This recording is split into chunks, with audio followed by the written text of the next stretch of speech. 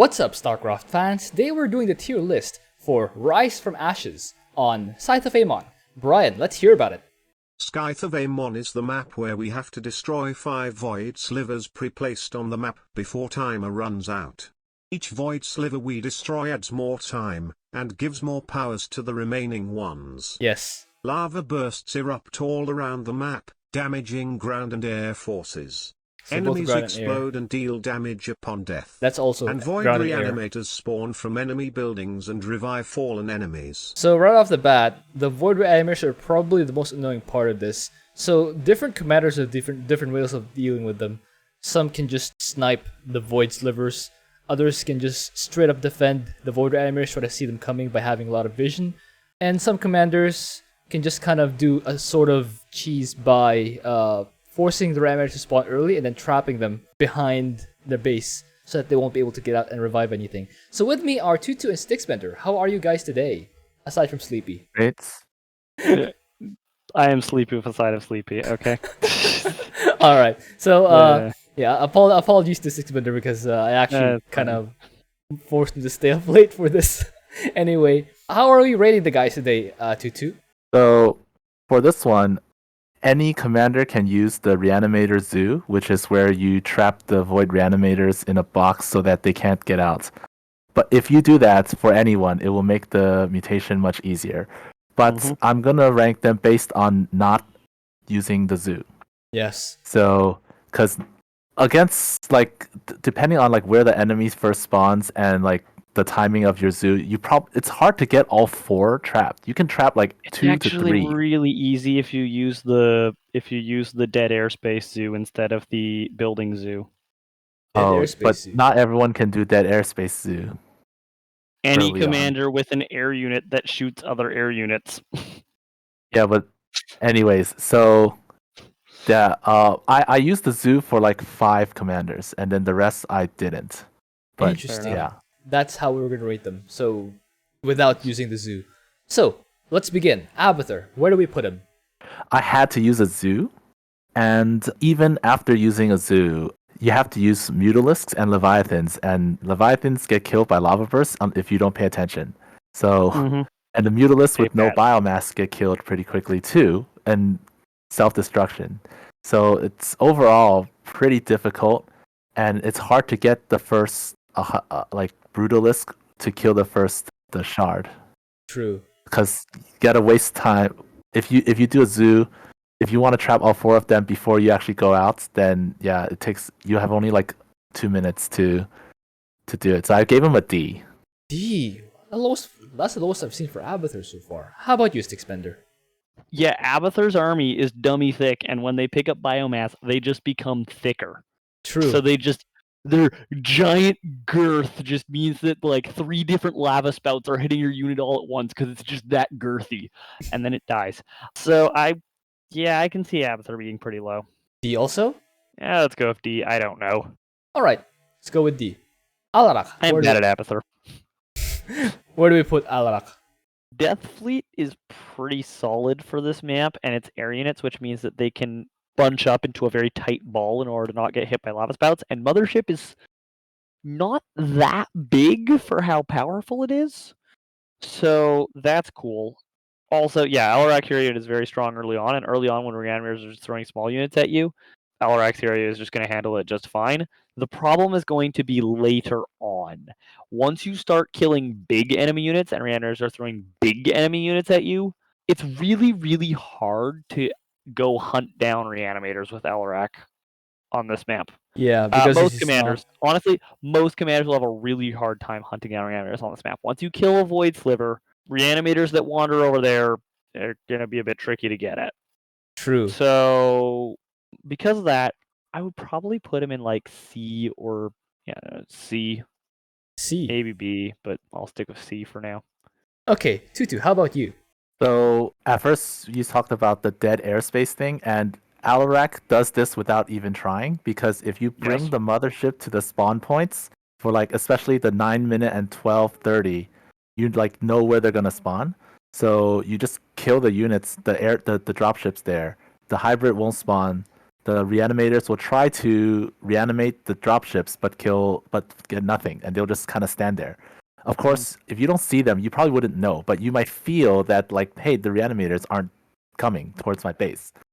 But yeah, as for offense, if you don't know, you can try to learn how to use the warp prism method, where you drop a warp prism, a probe, and a havoc, and you overcharge them, build pylons, and shoot down a shard.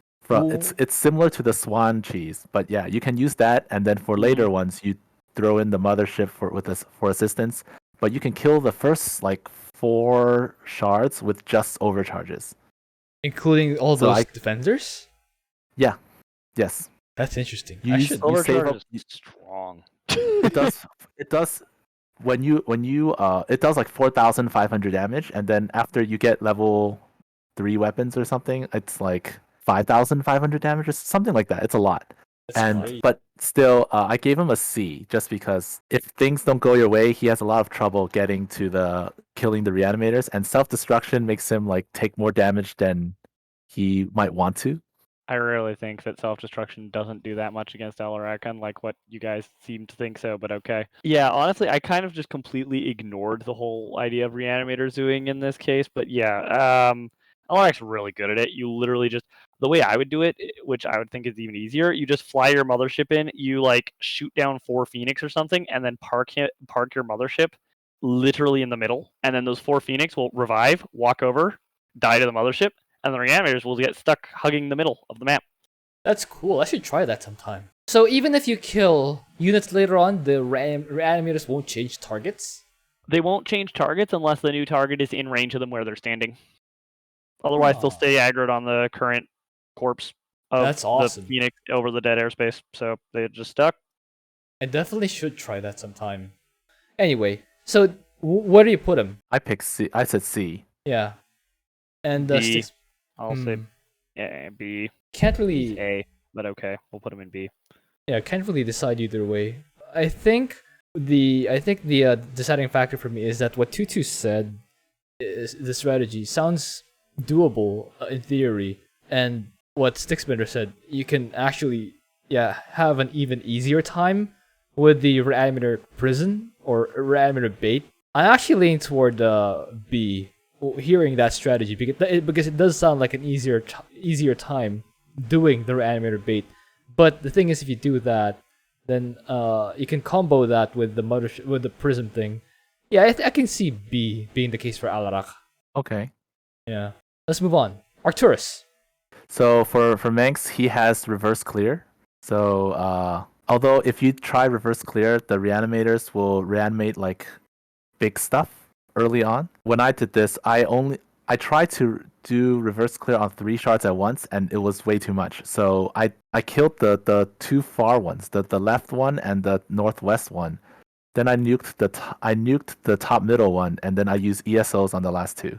But overall, it was like, even if the reanimators reanimate stuff towards your base, you have like strong units and bunkers that can kill them, and then you can target down the reanimators with like manually with troopers outside the bunkers. So yeah, because of the difficulty of reverse clearing, I just gave him A instead of like S. I can see. If you don't know how to do it, I can see. If you don't know how to do it, it's gonna be lower. Also, I assume you're gonna use the 3rd prestige here, Merchant of Death. Yes. Without that, it's still possible, but it's more expensive. It's gonna be later. So I think A is fair. Also, aside from the Merchant of Death, you also need to know where to put the bunkers with the anti-air vampires, so you can shoot the Void Shard out of range of anything that will aggro. The bottom left one, you can kill that completely for free. The top left one, you can kill that, but you're gonna have to fight like a couple banshees, and might get annoying once the reanimators come and try to revive those guys. For the top middle one, you kind of have no choice but to use the Nuclear Annihilation. You will get a lot of stuff in your base, but the good news for you is that you should probably have Earth Splitters by then. So yeah, I kind of see why A is the thing. But Sticksbender, how about you? Yeah, honestly, like Earth Splitters can do a lot of killing reanimators. It's just that like with the back shards when there's like big units. If you actually know the bunker placements for sniping the shards, Manx is basically just an obvious S tier because you can literally just kill, like, you can kill the back 3 shards without ever aggroing a single unit from Amon. Don't know if we can qualify that, though. Well, even if you know the positioning, it's sort of RNG dependent, because sometimes you get the blue fart, which does kill your bunkers. Here's the thing. If you get unlucky and you get the blue AoE attack from the Void Shard, The blue fart. it doesn't even come close to one-shotting a bunker, so it's like, oh no, it zaps your bunker. Okay, wait till the damage over time finishes. Okay, send out a couple of the troopers, pick up an SCV suit, put the bunker back together, get back in, pretend like nothing happened. Easier said than done when you're trying to do a lot of different things at once, especially with stuff with the Reanimators reviving the attack wave in your base. That's all I can say. Easier said than done. But yes, theoretically true. Okay. All right. Fine. Yeah. Okay. A makes sense. Yeah. All right. We're unanimous anyway. There we go. Artanis. Where do we put him? I would put him in S. Solid bombardment, shard sniping is great, and then when the Reanimators reanimate big stuff, it doesn't matter because your defense at home is just going to be a bunch of Tempests and cannons. If you're P3, it's extra easy because you could just solo bombardment plus Archons and just top bar solo the shards. That works completely. And your Tempest cannon defense at home won't break to anything ever. One base is easier on this map in general. Yeah, especially with Reanimators. With Reanimators, this map, one base is easy. With Reanimators, the expansion, the top expansion, gets hit from a 360-degree angle. So you have to ring yourself with literally cannons. On this map, expanding is hard mode. Yeah. So recommending one base. I actually agree with that. Like, I'm recommending Artanis for S tier partially because like he works amazingly well, and partially because like one of the great advantages of Artanis is his feature of a monkey could do it. Yes, that's actually true. Anyway, how about you, Tutu? He's the first person I put for S. So same reason. Every 0, 2, and 3 prestigious 0, 2, and 3 all can be used, but they have different advantages. So 3 is better for defense because you have Archons and Shield Overcharge to defend. 0 and 2 are better for offense because if your observer dies, it has an extra shield. Guardian Shell. Because your lava burst or something might hit it along the way or something like that. So it's in that sense it's safer. I didn't think about using Tempest as defense. I used Mass Dragoons, but it was the same thing. Like when the Void Reanimator comes close, I shoot it down and then go back to waiting for cooldown. Yeah. So yeah, that's it. I actually haven't thought of ranking Artanis here, but hearing the first S, I immediately understood why, and I agree. S for Artanis. The first time we've ever had him an S, I think. Pretty good. Dehaka, where do we put him? Dehaka, I put him in A because he has Creeper host sniping. He has that strat, and he can reach pretty much all the shards except the top left. And the top left, you just have to walk you do that last, and you be a little bit careful of lava bursts, and then shoot from the southeast corner of the top left shard. Like before you go on a high ground, there's an area you can shoot from there. Just be careful of lava bursts. I used P3, which means that you can have one brother at each base. Yeah. And then you eat the reanimators that come close. Yeah. And then you use the pack leaders to stop to kill the waves. And you can have what were those? The impalers to help, a few impalers to help deal with the trickles. How about you, Sixmender? Yeah, that's a solid plan. Is it A? I don't think it's S. No, it's not S. My problem is I say okay, A. I mean, does it work just fine? Absolutely. That's a very solid. That's a solid plan. How does it compare to other commanders? Well, I guess we'll find out. I've done exactly what Tutu says in the video. If you have someone, either yourself or an ally, who can hold down the defense on your expansion, it's a guaranteed win, pretty much. Yeah, right. If your ally is helping with defense, then it's just okay, we got this. It's pretty much a guaranteed win. By the way, can I point out, this mutation is one of the ones where your ally can troll the heck out of you by killing carriers on the other side of the map. For Dehaka, another thing I like about the Creeper host strategy is that you don't actually have to go into the bases. You can just right-click, the creepers onto the shards themselves. Unlike with Soul Bombardment, you will hit strays, and you will have to defend at home. If you are very accurate with your creepers, you can actually just hit the void shards and nothing else, and just defend the waves. And then you don't have to worry about trickle. Yeah, I think Dehaka makes sense for A. Honestly, there are few commanders who can quite keep up with that level of simplicity and effectiveness, and yeah, Ally can help with defense, so you don't have to worry about being so tight with impalers and all that. Cool. So we're unanimous in A. Phoenix, where do we put him? Phoenix is interesting here. P2 Phoenix is remarkably involved to beat this map because the Void Slivers are actually a little hard to tackle in a brute force method.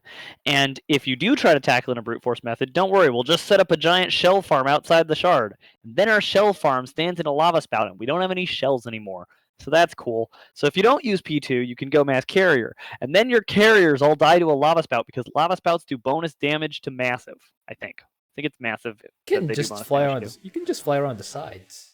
You can, but like you do have to fly over ground to actually hit the shard, and then it just really hurts.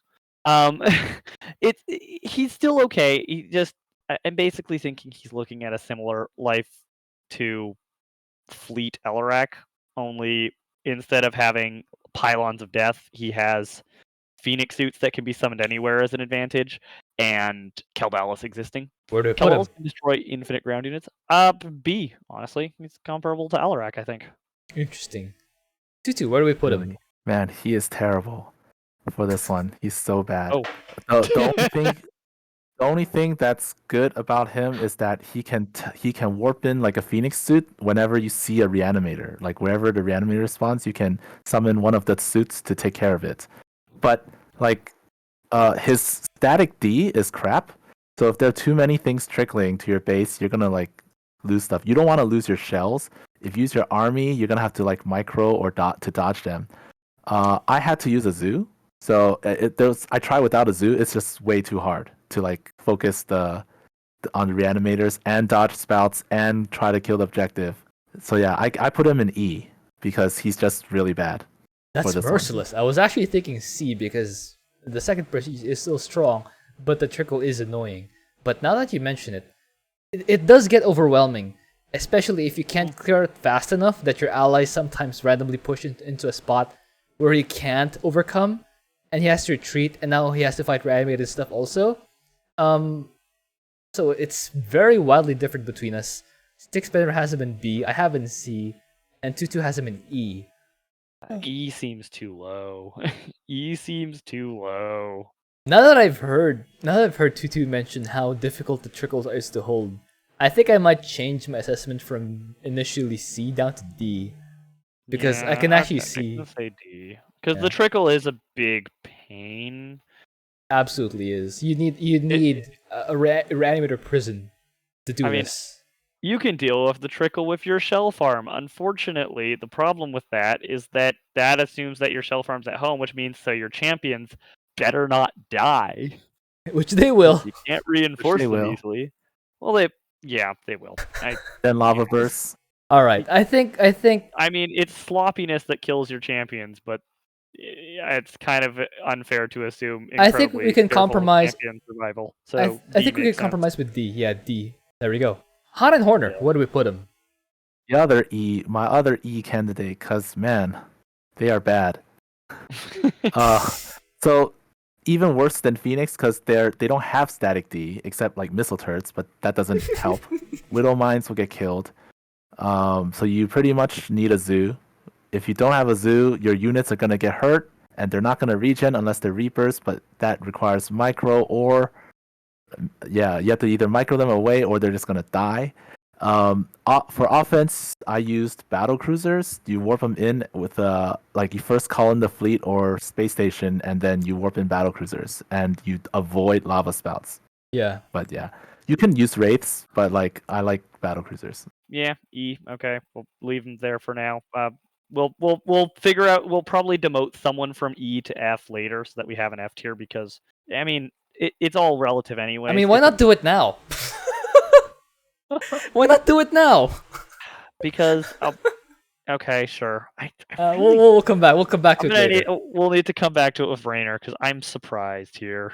All right, Karax. Where do we put him? The other obvious S tier.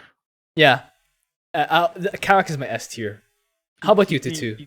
Yes, because it's not Yeah. only can he do the observer like shard sniping thing, he also has building healing. So the self destruction from like zerglings and stuff don't matter that much. I think And we're you can use monoliths to snipe the void reanimators, like if they get close. I think we're unanimous here. Third Yeah. prestige, static defense at Heck, home, observers. Karax is so good for this that even I actually remember. If I remember correctly, I like tried to do a P1 cannon push with Fenix. Kerrigan, where do we put him? Kerrigan, she has omega worms, so she can see where the reanimators are coming from. You could use any unit really, but like Kerrigan's doing the main work, jumping around the omega worms and sniping the reanimators. Would it change with or without prestige? No, Yes. well, don't use P1. How about Yeah. you, Suspender? Just make like any unit. Probably not broodlords. I don't know. Probably not lurkers. Well, you can still use lurkers for base defense to rip apart the attack waves and reanimator summons that aren't Yeah, air the units. trickle. Yeah, just Kerrigan's just all around solid. Yeah, decent. What did Tutu say? I'm kind of thinking Tutu said B. A. I I said wouldn't. B. I wouldn't put Kerrigan in A just because it would be disrespectful B to makes Al. more sense. Yeah, to Arcturus and Dehaka. Alright, we're unanimous. Nice. Yeah. Okay, Nova, where do we put him? You're just gonna suffer if you don't reanimator zoo. C or B somewhere probably. I don't know. Tutu, explain to me how this works. Really bad is C or B. Oh, that's around where I have her too, but I didn't think it was that hard. So I used P3 is not good because P3 is for offense, and you want Nova at home because Nova is the one who can kill the reanimators in like 1 or 2 snipes, I think. So what I did was I killed the middle shard first, then I let the reanimator reanimate all the things, let them come to my base, and now there are no corpses there. And then I expanded. Then I killed the shard in front, and then I killed the north one.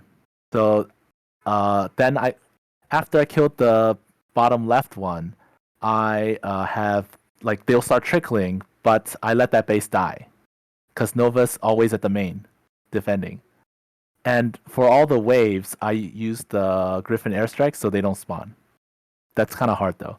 But for offense, I use Liberator with defensive drone, and you have plenty of those. For Nova, like at home for trickles, you have the railgun turrets, tanks, and a Raven or two or something plus Nova. So yeah, but for all that, I put her in C just because the ones above her are easier. And if you mess up the liberators, like because you're not looking or for some reason, or lava spouts in the wrong place, you lose everything. So if you're unlucky with the lava spouts. That sounds very involved. Yeah, I can So see. basically, you did the same thing as I did, only you did the Griffin airstrike before the hybrid spawn, so you didn't have to worry about, oh gosh, the hybrid keep respawning on my doorstep. Yes. That seems very tricky. That pretty much sums up the difference then, I guess. Yeah. It's a big deal. Initially, I had Nova in C because she can go on offense while our ally can go on defense. But hear what C makes Tutu sense. said. Hear what Tutu said. That what Tutu said will never work with That's okay. normal people. That's okay though, because Nova's great at offense here. It's just that she can't handle the defense by herself. But this isn't a soloing tier list. Fine, let's have Nova in C. There we go. How about Jimmy? Where do we put him? Jim Raynor, he's not F. I put him in D. Same reason as Han Horner, except he can repair his bunkers. So Yeah. same thing. Battle cruisers, teleport, call downs, Hyperion. I used P3. Yeah, but you can use the Hyperion to first like clear the attack wave before the hybrid spawn. If they spawn, whatever, excess minerals from mass mules can be used on spider mines and missile turrets. But it's mostly battle cruisers and stuff. Only higher than Han Horner because he can repair bunkers. Okay, Fair. Sixbender, let's hear it. So D. Even with bunkers don't have enough range to hit like any big unit that reanimates. Yes, you're going to use P3. Your Hyperion's going to have a bad day because it's like the thickest air unit in the game, so lava is a pain in your butt. Your Banshees are a pretty. You're probably going to use Hyperion cooldown, so you're probably going to want to use Banshees on waves. I'm guessing. I don't know. Like, how do you deal with the waves? Probably with your Yamato. Banshees and battle cruisers. He Yamato's the ways before they actually land, so the hybrids don't spawn. Before they actually land. You So can you use use the the Hyperion on fight. the defense. You use the Hyperion on defense instead of offense. That No, makes after the defense is over, then you go on offense. Yeah. sense. That makes a lot of sense. Yeah, you have tanks. Tanks are probably better than Widow Mines. You have bunkers, and bunkers can be repaired. And the offense, he's an E with Han and Horner, and I think the question is who goes in F. I have Jimmy. Jimmy in E. I have Han and Horner on F. I think that's how it will eventually look like. But I guess I can see that. Yeah, bunkers and tanks are better than Widow Mines at least. yep. Setboy, where do we put him? Mass Corruptor, bunch of spine crawlers. Mostly Gary defense the trickle. Well, honestly, just Gary defense the trickles. Yeah, Because that's what I would do. So Corruptors and Gary with the defense. Where do you put him? It sounds like a less involved Nova, so probably B. Tutu, how about you? I did not use corruptors. I played normally, just Ling and Hydralisk, and I spread Stellalites. So wherever there's a reanimator, I either use the blue zone, rush over there, or I teleport to there, and I just have spines at each base for the initial trickles. Viewers, But yeah, so it's Tutu is saying play normally, but you should actually be hearing get good. So you it's not the most effective, but it works. actually have him. Overthinking it with the Corruptors. I actually have Stetboy in C because I can see that strategy working. Except I'm not good. It's like that, I would probably not notice Just use the Corruptors. that my mineral line's gone. So I have Stetboy initially in C, but you two both said B, so I'll defer to you guys. The Corruptor thing would be a one base plan, by the way. Oh, that So sounds would better. Make it easy.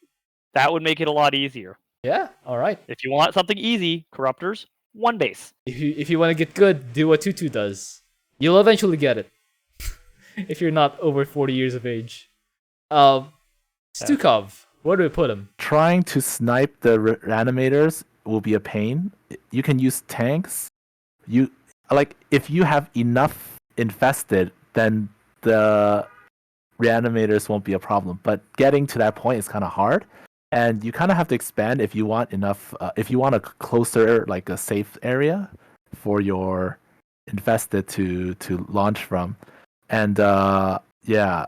So I put him in D because it takes a long time to get online. Okay, how about you, Stickspender? Yeah, it takes a really long time to get online. The early game is super, super rough. Once you get enough bunkers going with P3, you're just completely fine, and everything's going to be easy dandy, and all your problems are gone. Anyways, I put him in E because the early game is that bad. I would put him in the same tier as Raynor, personally, because I would. at some The point early game is that bad. At some point Stukov will be able to take off and just kind of just kind of overpower, just barely overpower the mission. Okay, when I remember that you have a teammate who will help you with said terrible, terrible early game, and you'll be able to live long enough to get to that, okay, I'm fine now, I have my bunker, so all my problems are gone. Yeah, okay, D tier makes sense. Yeah, I think D makes sense also. Swann, where do we put him?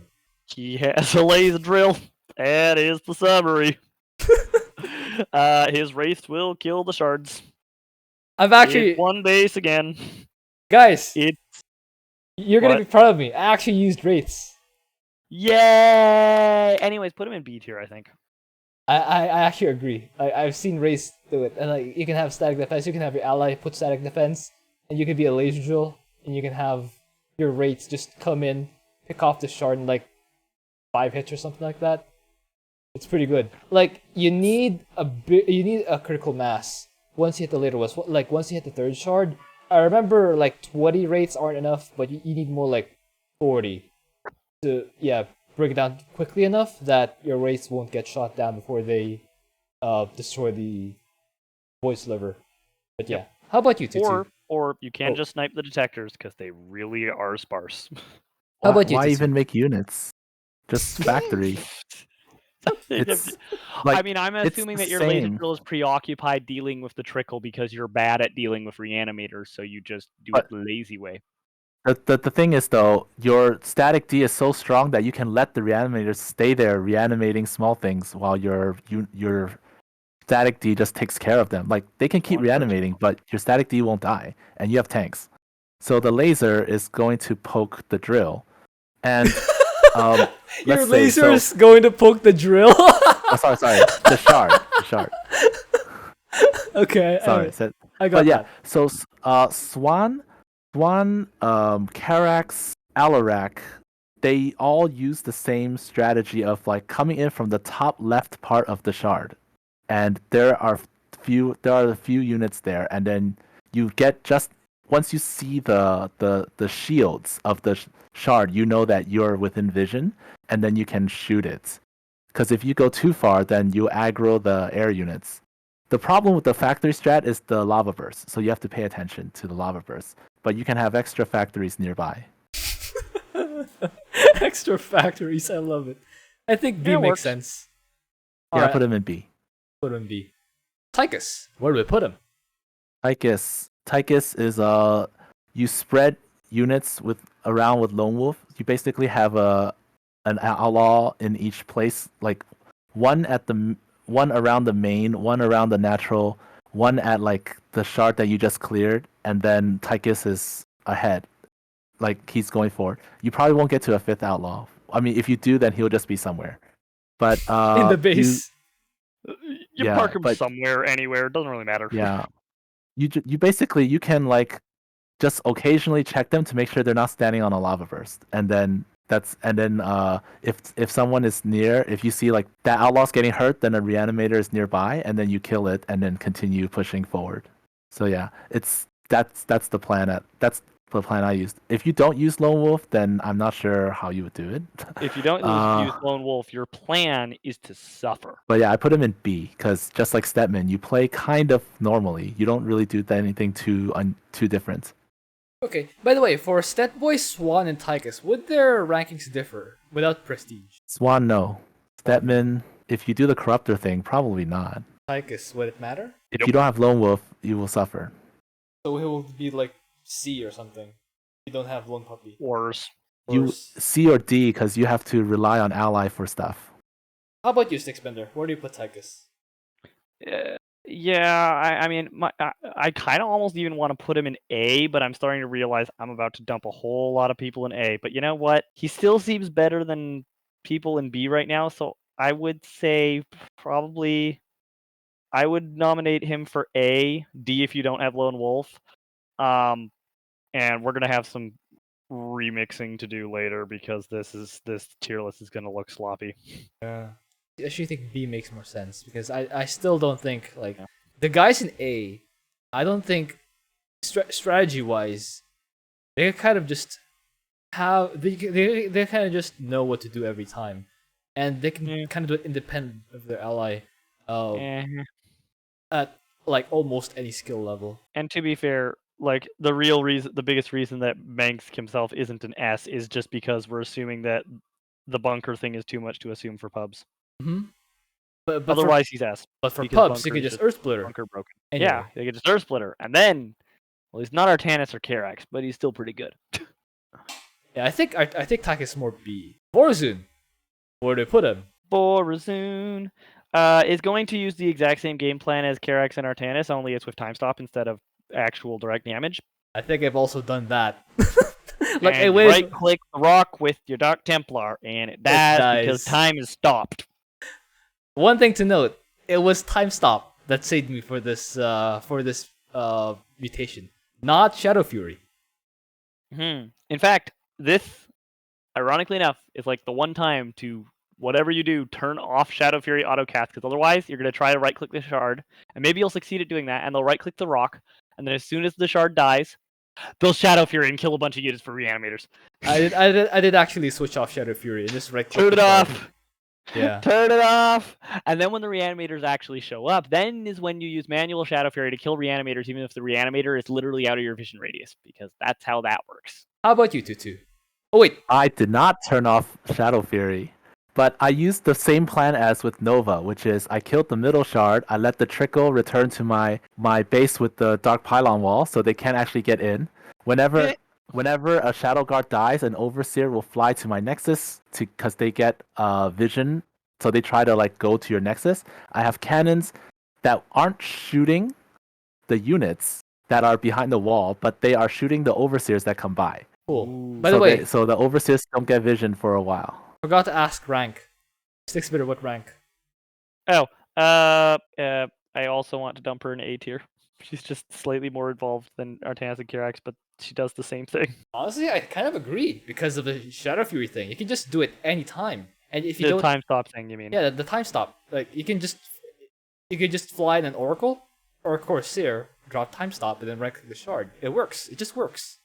But Tutu, how about you? Where do you put it? If you're, I don't know how you deal with the Reanimators unless you just keep them outside of your Dark Pylon wall. What I do with the Reanimators is my entire army is defending. I run the Shadow Guards from the time stop is there enough to kill the. Personally, it is, but it is if you're patient and you are calling down Shadow Guard repeatedly and you wait a little bit until you've built up enough. Absolutely enough. What I would do is I typically like to just say, I cast Time Stop, I summon Dark Pylon, I recall my entire army, I right-click the shard, I recall my entire army out. That happens before the Time Stop even ends. There's actually no need for that. The Shadow Guard alone can solo. I've done this. I've actually done this. Yeah, you can I know solo. it can. I know from experience it can. P3 Vorazun is so much Shadow Guard. P3 Vorazun's amazing. It's really, really, really good. And yeah, my entire army is just defending. By the way, my entire army is just pure Dark Templar, and my anti-air is just the cannon, since, Vorazun needs a lot of gas. So the extra minerals, I spend it all on cannons. So yeah, that's why I think A. How about you two? Where do you put them? A, yeah, A. You can, even if you don't expand, you can steal at least one of the gases, if not two, in the natural. Yeah, I can steal two. Yeah, one from each base. Anyway, Zagara, where do we put him? Zagara P1 Scourge sniping, similar to Dehaka, but vulnerable to AOE like Thor's. Watch out for that Thor. Also, the base defense requires bio launchers, so you use those to target down the Reanimators. But yeah, I put them in C. Put her in C. How about you, Stickspender? Yeah, that makes sense. I mean, I found her a lot easier than Nova personally. Like, it was very easy. I just bio launcher, spine crawler defense, scourge snipe shards. Actually thinking. I don't want to put her in B. Yeah, I actually want to put her in B as well, but I don't think C does her enough justice because of how easy it actually is to right-click Scourge on a single void shard. Especially Plus, if you actually have an ally to help with defense, so you don't have to be like, oh my goodness, I have to know how to use bio launchers. No, you don't. You have an ally. Yeah. Go win. Plus, I know for a fact that a lot of people will do the Scourge strategy and will call Zagara easy. Because it's true, they can do that with an ally. Yeah. And they don't appreciate all the other guys in B. The guys don't appreciate. So I'm prepared to bet at least someone would think Zagara is an A. Because he hasn't tried. Because she's so easy that she could actually compete with the A's on the sheer basis of who in A tier is as brain dead as Scourge Go Smash while still being useful. Vorazun time stop. Artanis. He's in S tier. S is, and there's a reason. Yeah, the guys in S are actually, they're actually in S because they can actually win this brain dead. But yeah, I actually agree with C, because of you kind of run out of juice if you're not careful. But I know for a fact some people will say that she's at least A. I'd say B. I'd say B makes sense. Honestly, there is a legitimate argument for A, I think, but I'd say B. I think B is fine. I cannot say it's A just because her defense cannot be equal to Dehaka when their strategies are about the same. True. Yeah, that's true. All right, B it is. So not A, but B is reasonable, but A is not. That's what I think. I think that's fair. Plus, Dehaka Scourge are free. Well, free with initial investment, but they're free. Zagara Scourge cost money. Well, some are free, but you still need to invest a lot too. You know what I mean. Anyway, Zeratul, where do we put him? Cannon's good. Cannon's good. Cannon's good. Cannons are. So the only problem with Zeratul, the one problem with Zeratul is when you deal with Trickle, you deal with the serious Trickle, because there is no, I snipe the shard very carefully and surgically and don't slaughter everything. The Trickle is going to be painful because you're going to deal with Tempests and Broodlords and Carriers and all the fun toys. So... I have an alternative strategy. It's called Anaksan.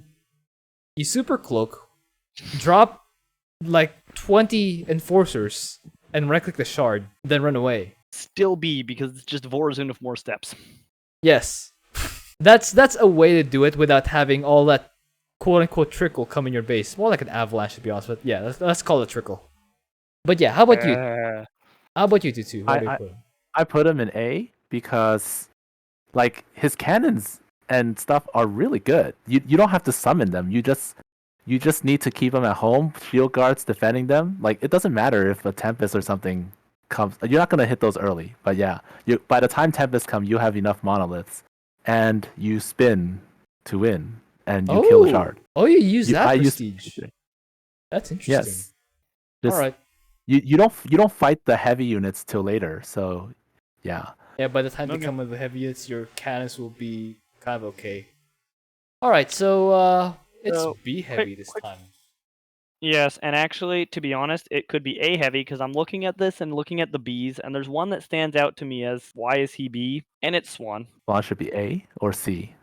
I'm thinking Swann might be an A. Swann could be an A. I can see that because his defense is so robust that you don't really worry about reanimators. It's so good. Where were we saying comp dependent just last week? Well, so here's the interesting thing. Yes, there's the comp dependent problem, except that's less of a problem here because the actual waves will die to the laser drill if you have AoE drill. The turrets can't kill the waves unless it's the right comp. But the trickle isn't going to be a problem because even if the trickle has units that outrange your missile turrets, that's all that's going to be a problem. The ground units, no, because what is a problem with comp is when you get like a massive blob of immortals, and it's enough immortals that the fact that all of Swann's turrets are armored means the immortals just punch through everything. The reanimators aren't sending a nice blob of 20 immortals. They're sending one immortal after the other to take turns getting firing lined by Blaster Billies in execution style and murdered. All right, so did you say Swann's in A? Possibly. I think we should instead demote some guys to C. Is that necessary? It's very empty. Yes, it is. Look, C is now N. No, I mean like C isn't C, B and above is just like pretty good. That's the meaning, right? Like yeah. So if we're being honest, it's like this mutation a lot easier than it looks. It's just the people at the bottom have a hard time. The people at the top, not really. B and up just don't have trouble. Nova's just kind of holding it all together. She's the hips, or she's the waist of the mutation. I've literally said that Nova literally feels like Miss Average when it comes to co-op power level, and she's just showing that here. Oh, by the way, yeah, I'm gonna do it now. You can't stop me. You can't stop me. Yay! There we go. Now it looks like a sort of umbrella. Half an umbrella. Yes, something like that. Something like that. So, if we're gonna rank them, who's better between Artie and Karax? I'm guessing Karax, right? Karax has to be number one. Karax. Yeah. Karax is safer. Karax. The Golden Boys. Who's Vorazun. Vorazun? Yeah, Vorazun's the least involved of these guys. Your army is literally just for defense, and you just kill shards using time stop. It's really what are you using as army? Dark Templar. Dark Templar. Yeah, Dark Templar. If you want to deal with air units and you're not satisfied with just a wall of cannons, because a wall of invisible cannons just works. But if you're not satisfied with a wall of invisible cannons, because remember the Reanimator trickle, it's like, oh no, they sent a Tempest that outranges cannons. It's too bad that they don't have any detection, so they're just gonna walk up and die to my cannons anyways. And if you're not satisfied with that, make some Corsairs, make some Stalkers. Who cares? Literally, you have your entire one base income to just spend on defense. Make what you will. If I'm going up recommend against cannons, up against stuff like Sky Terran, I would just make Void Rays because they're gonna stay in my base anyway. So I just do Yeah, that. Sky Terran just means a ton of Liberators, and a ton of Liberators means, oh wow, they're so scary. If only they could hit structures. Anyways, Photon Cannon. Yeah. Anyway, You so don't. You can camp the waves if you know where they spawn and the time. One black hole kills the whole wave with like 6 Corsairs. You can do that too. yeah. Anyway, so Yeah, Vorazun is just amazing. I think She's Vorazun's- just like yeah. just below. She is just below S tier. Yeah. So between Arcturus and Dehaka, who's better? Zeratul's bottom of A, right? I think so. Yeah. Yeah, Zeratul's bottom of A. So who between Dehaka and Arcturus, who's better? Manx. I gotta agree actually because Arcturus, but to really Kinda like optimize it.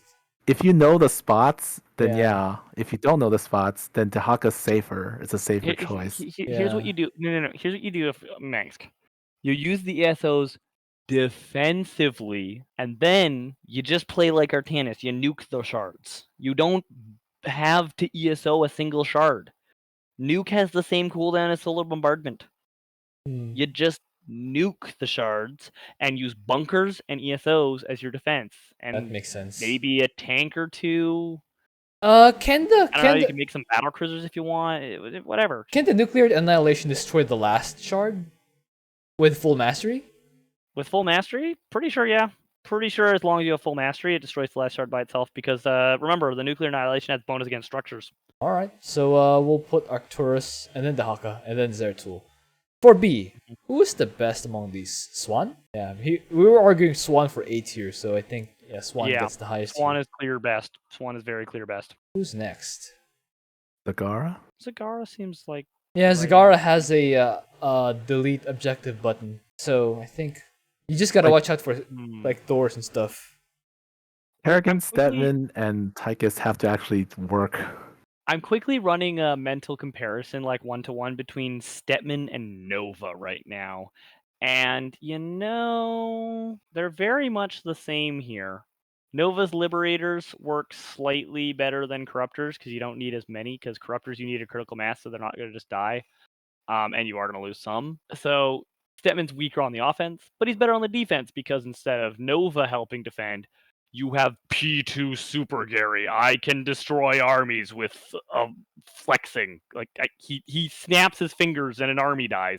Super Gary with P2 is stupid.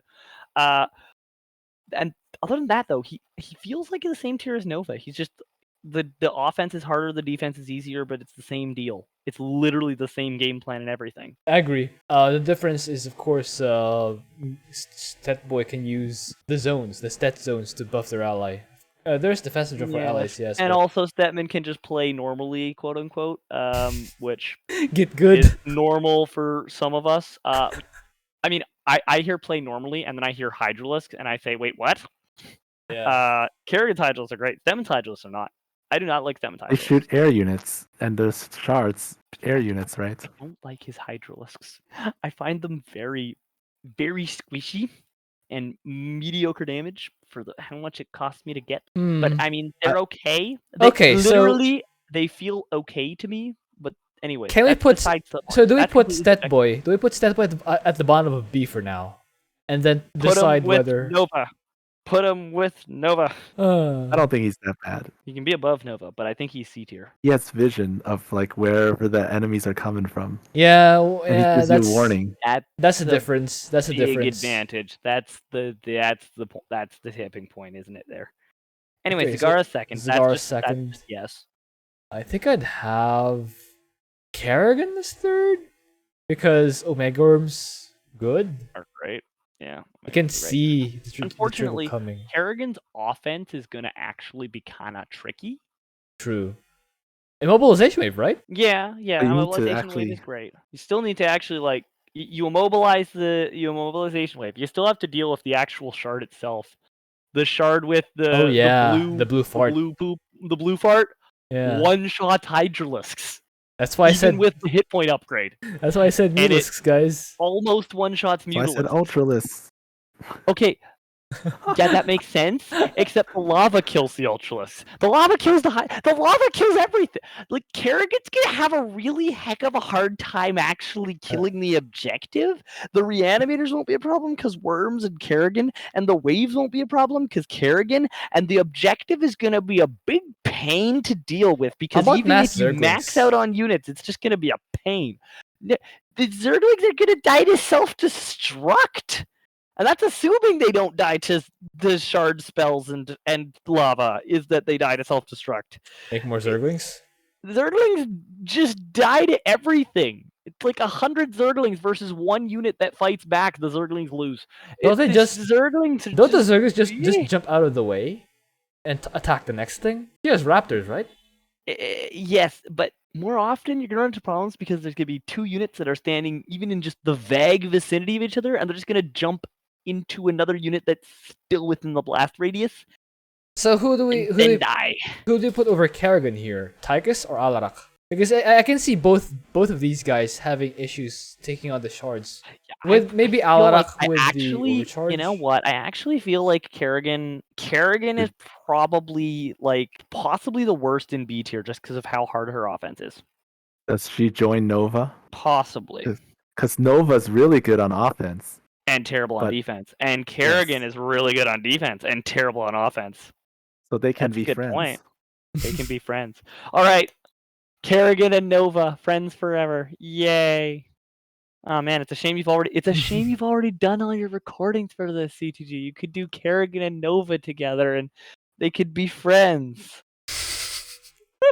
Oh well. I have to change this then.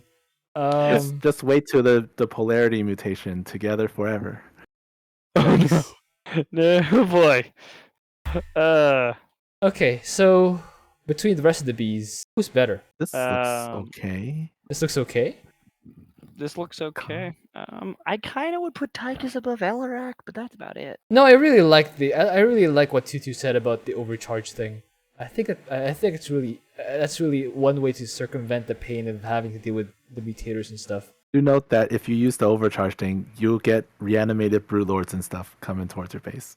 Yep. And you actually have to figure out where to put that, and you have to actually know where to fly the prism to get it there safely because, you know, some people are I guess if we're recommending this to like and then Tychus just plays P2 and A moves. Yeah, I guess Tychus get the nod. Okay, for C, who's I think this looks fine. This looks fine. So for D, who's better between these three? Stukov at the front, because once he survives the early game, he's fine. Okay. And very chill. Okay. Stukov is D tier for duos. He's F tier for solos. Between Abathur and Fenix? Abathur has fat Mutalisks later on, so that's pretty good. And they don't get hit like carriers do. True. They keep moving. True. Yeah. It's easier to dodge, they're faster. Yeah, okay, I can see this being the way the rest of these guys go. Yeah. All right. It seems the literal comparison between Abathur and Fenix here is he has an army, we have a Keldelis. Yeah, that's pretty much it. All right. So I think that's it, guys. All right. Yay. So thank you for watching, guys. This will be the tier list. We have the Golden Boys, the A guys. I like how the Protoss commanders are on top this time.